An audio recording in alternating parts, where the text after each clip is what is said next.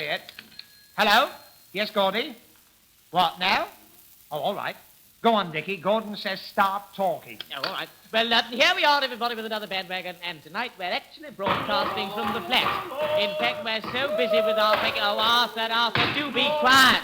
Well, we must get on with the packing. I'm very sorry, playmates. We won't be able to give you much attention tonight. You see, at 9:30 tonight, the flat's being taken over by the new tenant, Mr. Greatrix Newman. Curse him, the upstart folderol. So we've got to have all our things cleared out of the place by then. Yes, and so I know you'll excuse us, playmates, if we get on with our work. Thanks, that is so. Well, come on, Dickie, let's check the clock now. Yes, well, where are we going to put it? The string bad's full. Oh, we'll find a corner for it in the suitcase. Oh, look, here's a letter in the clock. Oh, go on. What is it? All right, give me time. Oh, Dickie, it's your letter of introduction to me just before the first bandwagon. It's been in the clock all the time. No wonder it's always 8:30. Well, do read it, Big. Well, it's headed BBC W1. Now, listen, playmates, this will interest you. It says, Dear Mr. Askey, re-proposed new variety feature. As you refuse to release us from our contract, we have reluctantly arranged for you to broadcast in 3 weekly programs with an option for a further 3 weeks if, by any chance, you are successful.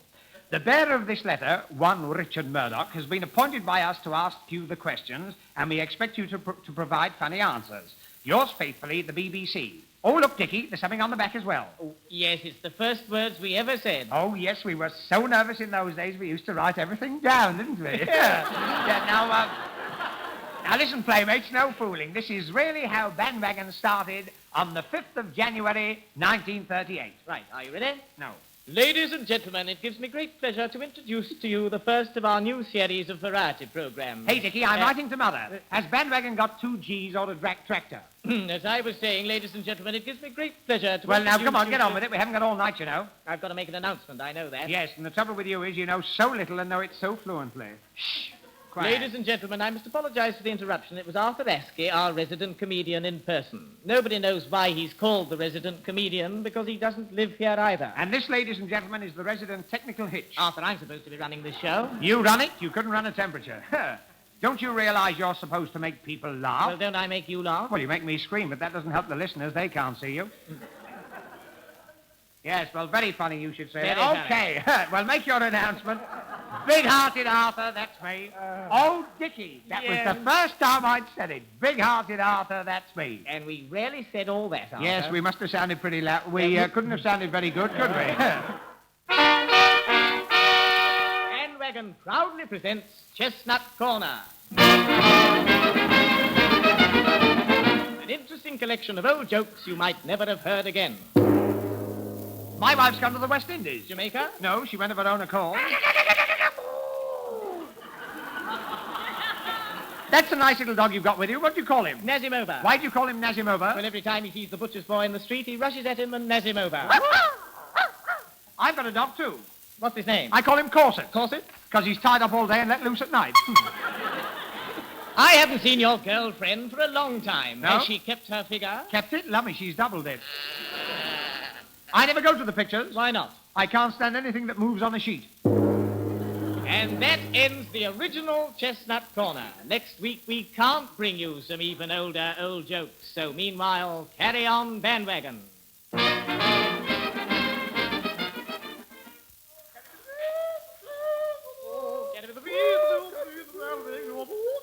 say, Arthur, listen, are there any more bits in the bedroom to pack? There's still a corner in the suitcase. Well, I've just found our bucket and spade. Oh, the ones Mr. Newman lent us at Hastings last summer. Yes, here they are.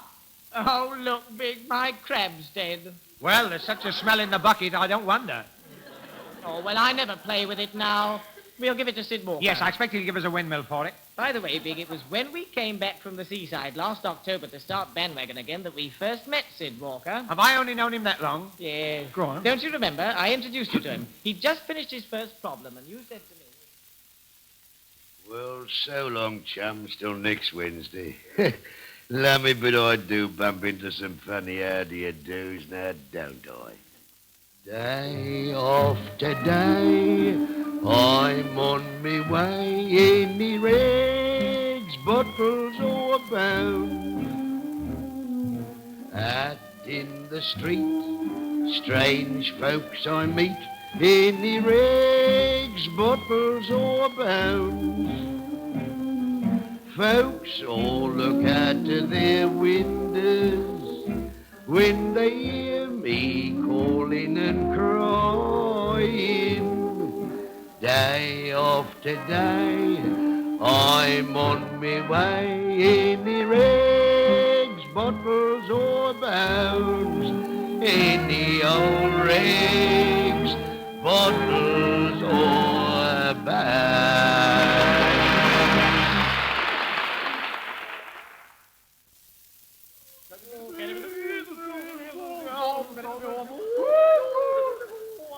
I say, Dickie. Yeah? What is this song we've made so famous? Oh, you mean the one that goes... Well, I don't know. The title's in the last line, and we've never got as far as that. Oh, no, of course not. Well, anyway, Dickie, I think we've packed everything now, don't you? Yes. By the way, have you seen Auntie Jessie's chest? I beg your pardon? Keep the repartee clean. No. I mean that old tin trunk that we keep all the odds and ends in. Oh, yes. Is that worth taking with us? Well, I think we ought to look through it. All right, well, here it is under the copper. Come on, give us a hand. Right. Let's open it here. Oh, look, Big, what a lovely lot of things. Oh, aren't they grand? What's this? Oh, Dickie, look, it's one of our fireworks. Do you remember? Band Waggon number 20. Shall I leave go now? No, not yet. It's getting a bit warm. Oh, there's a lot more blue paper. Oh, I wish I put my gloves on. Oh, I think it's gone out. No, it hasn't. Yes, it has. It's gone out. Look, yes, it has. Well, ladies and gentlemen, the firework hadn't gone out, but Arthur has through the roof. Ah, happy days. Well, we can't throw that firework away. No, I'll put it back. Here, what's this? Oh, it's my copy of Shakespeare. Big, do you remember when I was going to play Romeo for the BBC Amateur Dramatic Society? Oh, yes, and I helped you to rehearse by reading Juliet's part. Oh, yes, that was Band Waggon number 33. Now, all right, I'll be Juliet. Now, where did you say the scene was? An orchard. Oh, well, we ought to have a bit of atmosphere, you know. Yes. I'll tie this apple onto the gas bracket. That's a good idea. And you're going to stand on the mantelpiece and pretend it's the balcony. Oh, it's a bit narrow, isn't it? Did Juliet fall? Not till later. Oh, well, now, look, I'll play it my own way. Right, come on, Big Ben, up on the balcony. Up, the daisy. Whoops, a blooming Juliet. Now, here's the book. And hang on. Careful, page 892. That's right. And now, 94. are you ready? I'll take it from where you come on, you see. From where I come on, What all right. I say is this, what light through yonder window breaks? Okay, what are you doing? You've knocked the clock off. Well, that's how we got it. Don't lark about. Now, start at your speech. Start at my speech. Yeah. We're here. That's it. All right. Romeo, Romeo, wherefore art thou Romeo? No, wait a minute, Arthur. Don't forget that Juliet was a very attractive girl. Oh, yes, I forgot that. Oh, Romeo, Romeo, wherefore art thou Romeo? Well, go on. Well, don't you answer me then? What do you mean, answer you? Well, when I say, Romeo, Romeo, wherefore art thou Romeo, you ought to say, I'll give you two guesses or something like that, you know. Otherwise, well, it'll be very flat. Flat? Yes, you've got to get a few laughs. Oh, don't be silly. This is a tragedy. Oh, there's no need for it to be. We can make it very funny. Listen, don't lark about. Go on, read that speech again. All right, but I can't do it like this, you know. Or I'll strangle myself. Well, won't sound much like Juliet if you don't. Well, pretend she's got a cold. After all, it's quite possible. Standing on the balcony in her néglige. In her what? Néglige. Don't you speak French? Don't be silly. That's pronounced négligé. Well, it was pronounced néglige at our school. All the Amateur Dramatic Society at the blooming BBC. They were happy days for you and me at the dear old BBC. Oh, I say, Dickie, here's the two mob caps we used when we spring cleaned the flat. Oh, yes. Mrs. Bagwash's first time here. Band Waggon number 15. Pass the carbolic, Arthur. Wouldn't you sooner have a cup of tea? No. Oh, I say, Dickie. What? This settee's filthy. Yeah, we better get a loose cover for it. I'm not going to have anything loose in this flat. Well, what about the chandelier? That's been loose ever since we've been here. You better be careful how you dust it. Oh, that's all right. This chandelier's been in my family since it was a nightlight. Nevertheless, it's loose. I think you better leave it to Mrs. Bagwash. Mrs. Bagwash, who's she? The woman who's come in to help us with the spring cleaning. Well, where is she? She's in the kitchen doing the floor. Well, she's very quiet about it. Ah, it isn't the people who make the most noise who do the most work. Oh, can it be you? Oh, what are you doing? You know, Dickie, we should have paid that extra 10 shillings on this vacuum cleaner and got the bag with it. Oh, listen, there's a knock at the door. Never mind, Mrs. Bagwash will go. Mrs. Bagwash, who's she? The woman who's come to help us with the spring cleaning. Well, she's very quiet, isn't she? But it isn't the people who make the most noise that do the most work. Come on, Arthur.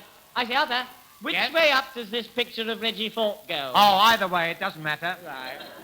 Now, I'll hold the nail, Yes? and when I nod my head, you hit it with the hammer. All right. Oh, no, the nail, you fool. Oh, I'm sorry.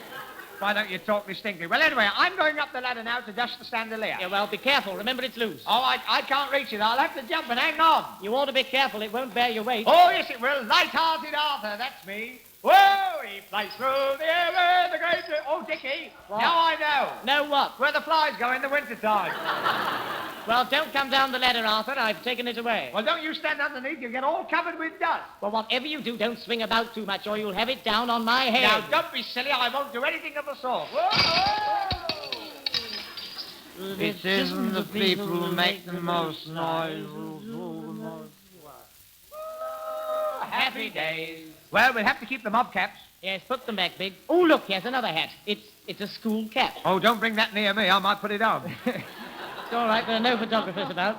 Oh, it's Ernie Bagwash's. Is it? It was the one he wore the night he recited at our Christmas party. Oh, yes. Band Waggon number 31. Come along, Ernie. You'll have a piece of cake if you say your recitation nicely. The bills bought with good Ellen Pooh. Hair the miller wedding bills, the golden bills. What a world of happiness their harmony foretells. Through the balmy air of night, how they ring out their delight from the molten golden notes. I told in time what a liquid ditty float. To the turtle dove, who listens while she gloats on the moon, all from out the sounding souls. What a gush of euphony, voluminously rolls. How it swells, how it twirls. On the future, how it tills, with a rapture that impels, to the ringing and the swinging of the bills, bills, bills, to the song and the roaring of the bells. E.A. Poe, can I have my piece of cake now, Auntie? Oh, not so happy days. Oh, I say, Dickie, what's this? It's one of Reggie Fort's albums of restful organ music. Oh, Dickie playing the organ. Yes, Band Waggon number 13. Oh, Reggie Fort's not here today, And Charlie Smart has gone away. Oh, I say, Dickie, I would like to have a go at that Oh, organ. you can't. You'll get into trouble. Oh, come on, it'll be all right. Give us a leg up. Well, all right, but whatever you do, you must keep quiet. Yowza. Now, you keep cavey, Stinker. Okay, Big. Come on, give me a hump up. Shh, quiet. I'm not touching it. Yes, you are. You're standing on the nose. Quick, sit down. Oh, I didn't know. Well, now, give us a little tune, Arthur. All right, now, which of these doings shall I pull out? The stops, you mean? Oh, well, Yes. pull out every other one. All right. That's it. Now, what are you going to play? I think I'll play the Bluebells of Scotland. Now, you keep cavey. Okay. Ladies and gentlemen, the bluest bells of Scotland.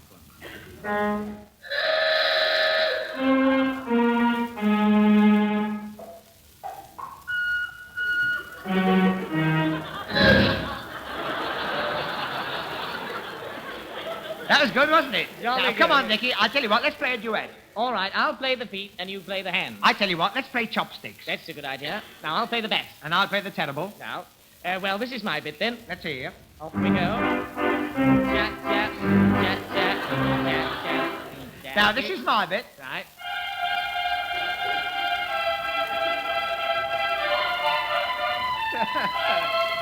Good, isn't it? Yeah, mine's Yeah. better, I think. No, I like mine Do better. you? I like mine better. Don't argue. Both together, come on. Yes, all right. Now, Ready? 1 verse, 5 choruses. 2, 3, 4.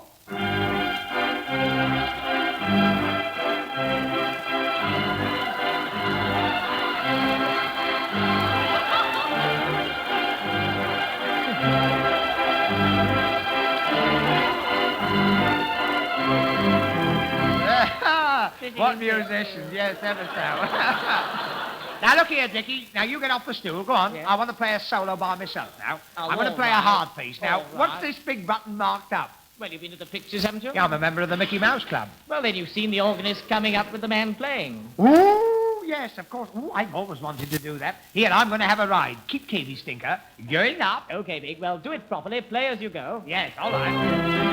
There you go. Oh, this is wonderful up here. Hey, Dickie, you don't half look funny down there. I'm coming down now. How do you get down? Press the down button. Well, where is it? I don't know. Press anything. Oh, I can't find it. Arthur. Help, Mother. I've got my parachute.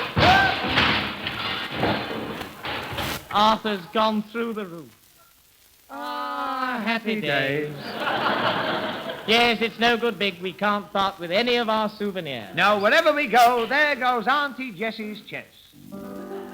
We love every bit of that battered tin trunk, for it holds all the things we love best.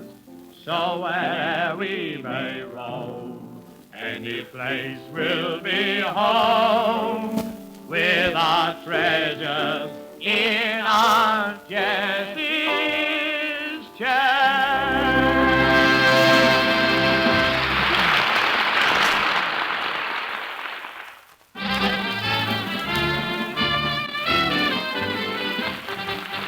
Big-hearted Arthur, they call me. Big-hearted Arthur, that's me. Clean if I'm not very clever, but only 'cause I've got to be.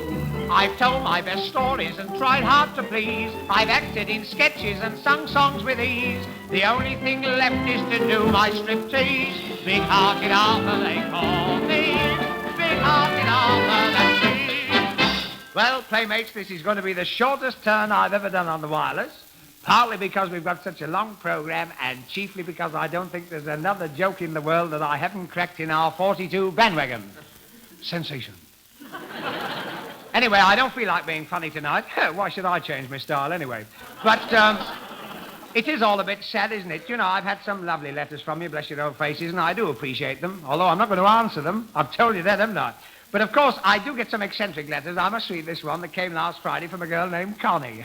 She says, "Dear Mr. Askey, are you the Arthur Askey who used to live in Cincinnati 10 years ago? Have you a mole on your left shoulder? If so, you are my mother." Well, of course, I had to reply to that, so I said, "Dear Connie, you got me wrong, kid. I have never lived in Cincinnati, and there are no moles on my shoulders or spots on my reputation. Therefore, I cannot be your mother. If you doubt this, speak to your father about it. She might be able to tell you." Yours big-heartedly, Arthur Askey. Of course, I've had a lot of letters, playmates, asking me to sing all my songs in this last bandwagon. The bee, the seagull, the worm, the moth, you know, but I'm not going to sing any of them. Awkward to the last. Anyway, I've got a little song here which I think is very appropriate to this occasion. So, accompanied by the ever-present Eric Fowler, I'm going to sing it to you with my love. Music, umbrella man, please. Here's a little song I want to sing before we part. A song right from big-hearted Arthur's bent and breaking heart. For all your letters, all your wires, and all your presents too, there's something, playmates, one and all, I want to say to you. I thank you, you've been wonderful to me. I thank you, you've been nice as nice can be. To answer all would give me cramp, besides I can't afford the stamp. But I thank you, you've been wonderful to me. The flat looks so deserted, on the door it says to let.